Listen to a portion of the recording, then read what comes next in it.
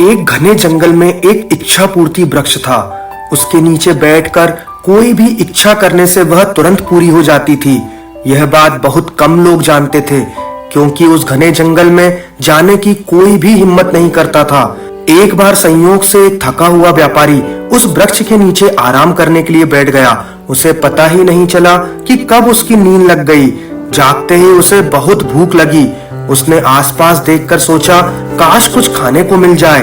तत्काल स्वादिष्ट पकवानों से भरी थाली हवा में तैरती हुई उसके सामने आ गई।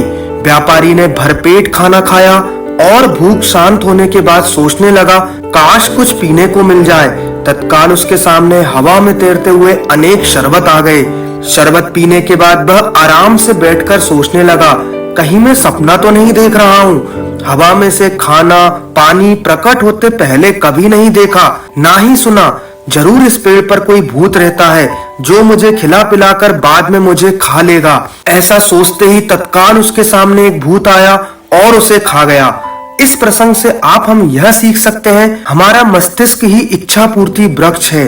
आप जिस जिस चीज की प्रबल कामना करेंगे वह आपको अवश्य मिलेगी।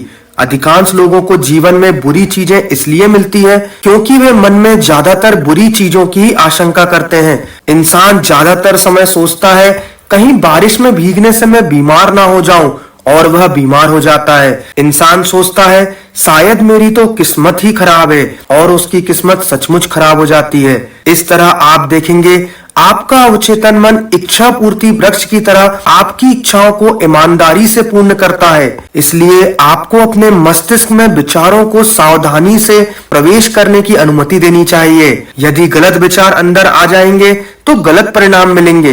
विचारों पर काबू रखना ही अपने जीवन पर काबू करने का रहस्य है। आपके विचारों से ही आपका जीवन या तो स्वर्ग बनता है या नरक। उनकी बदौलत ही आपका जीवन सुखमय या दुखमय बनता है।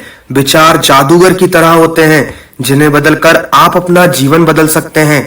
इसलिए सदा सकारात्मक सोच रखें। This is bright climax motivation.